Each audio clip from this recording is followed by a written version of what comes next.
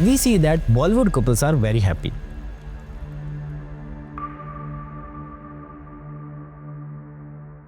And बहुत सारे लोग सोचते हैं ना कि वो वैसा बने,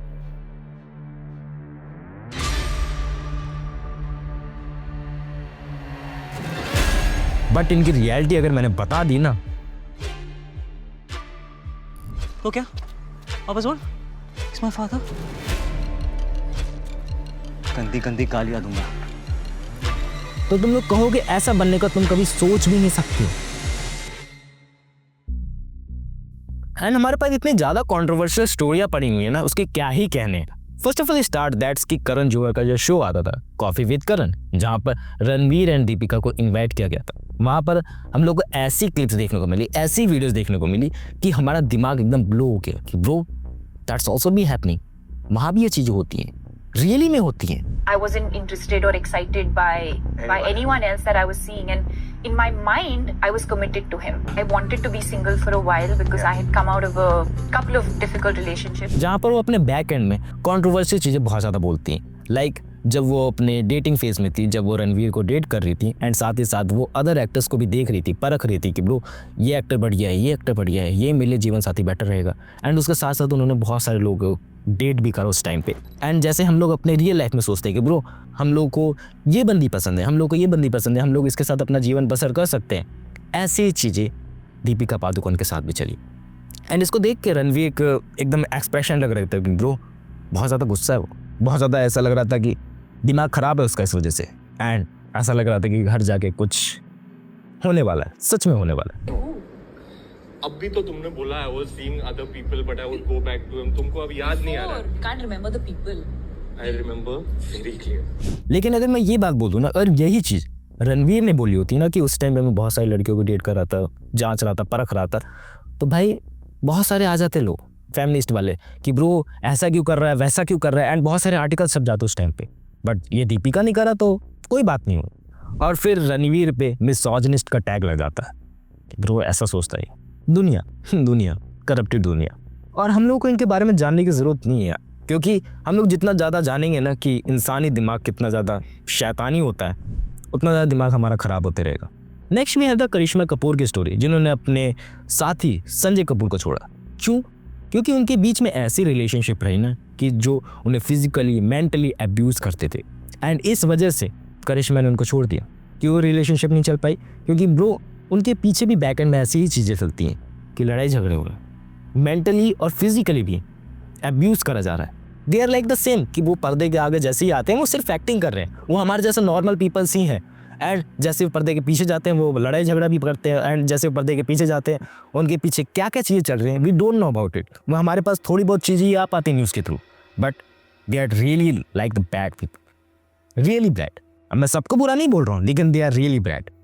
we have the next story also Kangana Ranaut की, जो आदित्य पंचोली को डेट कर रही थी अपने स्टार्टिंग फेज में। लेकिन ये बात जानते हो कि आदित्य पंचोली की एक वाइफ है ऑलरेडी, जरीना वाहिब। उसको जानते हुए भी आदित्य पंचोली को डेट करा गया। क्या क्या परेशानियां फेस की होंगी?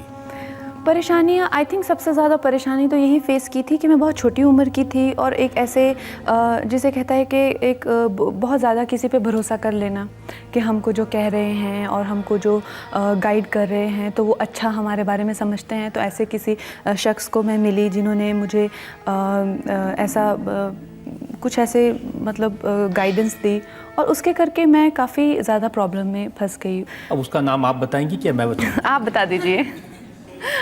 अब आदित्य पंचोली की बात करें जी। और शादीशुदा होने के बाद भी कोई दिक्कत नहीं है। मैं ये इस बात को सोच के ही हैरान हो रहा हूँ, और मे भी तुम लोग भी हो रहे हो कि ब्रो क्या सब चीज़ चल रही हैं, और जो हम लोग रियल लाइफ में देखते हैं और जो हम लोग मूवीज़ वगैरह में देखते हैं वो चीज़ें ये लोग करते हैं रियली बिहाइंड में चलती हैं ये सब चीज़ें।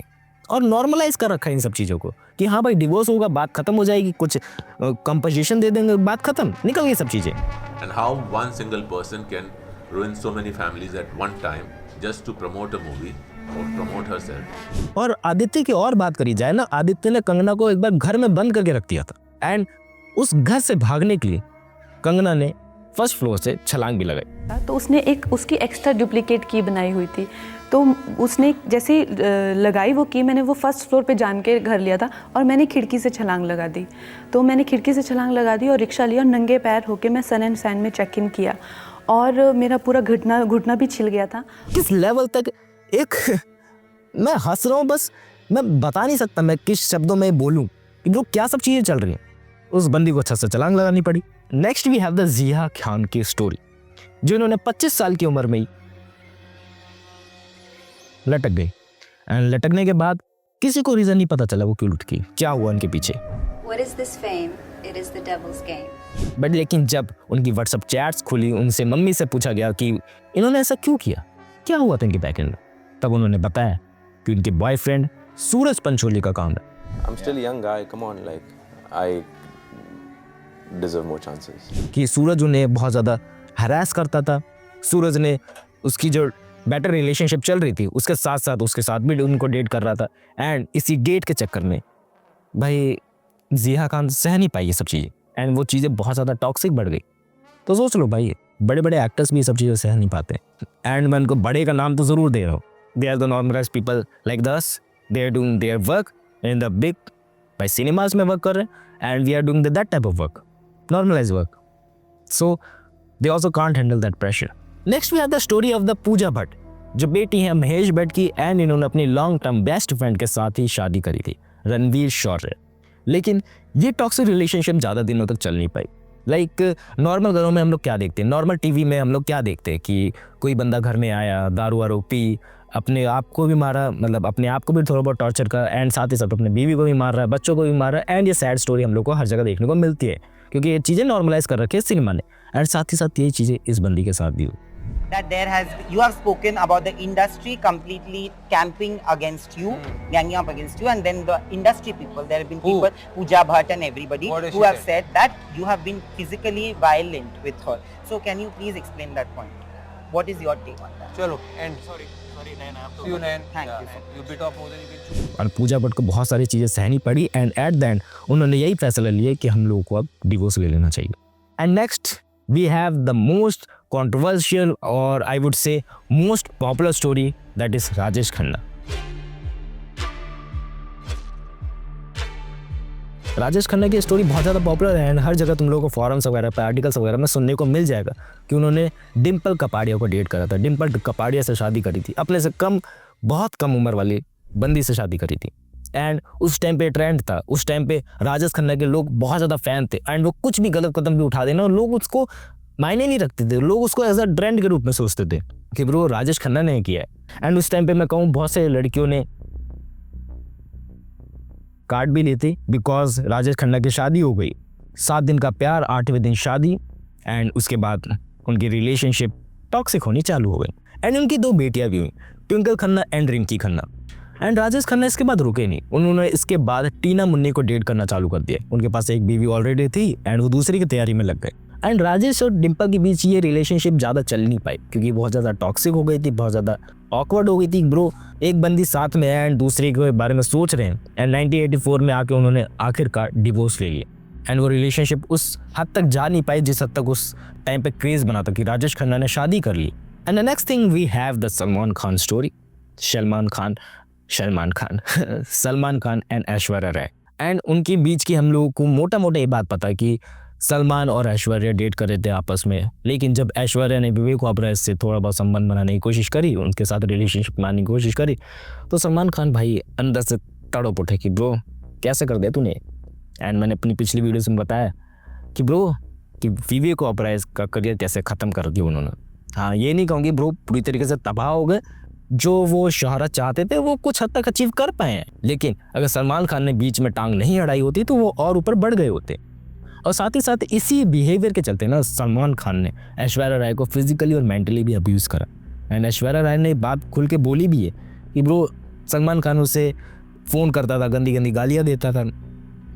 That's one B toxic. भाई अपने जो बड़े बड़े सुपरस्टार्स हैं जिनको हम लोग कहते हैं कि ब्रो उनको ये दर्जा दे रखा हम लोगों ने, उन्होंने ऐसी हरकतें करी एंड ऐश्वर्या राय से वो बहुत ज़्यादा प्यार करते थे एंड इसी प्यार के चलते उन्होंने बहुतों का करियर बर्बाद भी करा। एंड सलमान खान ऐसे अपने टाइम के एक्टर रहे हैं ना कि उन्होंने जिस से भी पंगा लिया उसको नंगा कर दिया, मतलब फिजिकली नहीं, एज ए मेंटली लेवल पे कि ब्रो उनको तबाह तो कर दिया। एंड साथ ही साथ मैं कहूँ सलमान खान की भी इतनी गलतियाँ थी। सलमान खान भी बहुत लोगों को उस टाइम पे डेट कर रहे थे, मतलब एक बंदी पास में है तो दूसरे को डेट कर रहे, दूसरी बंदी पास में तो तीसरी को डेट कर रहे।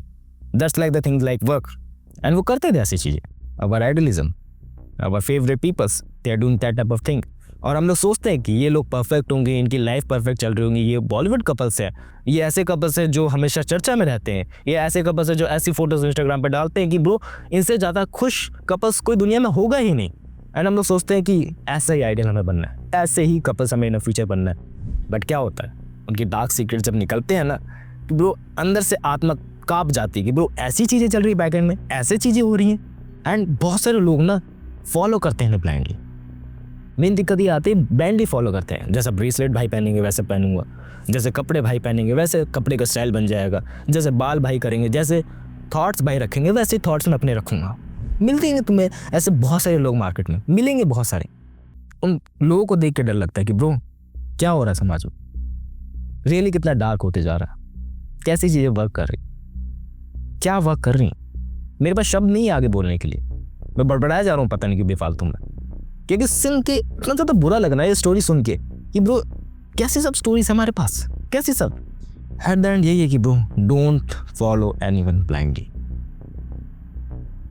बाकी तुम्हारे ऊपर है, मैंने तुम्हारे सामने कुछ रियलिटीज रखने की कोशिश करी है जो रियली में मीडिया में आया कभी कभार। बाकी दैट्स फ्रॉम माई साइड, मिलते हैं नेक्स्ट वीडियो में, बाय।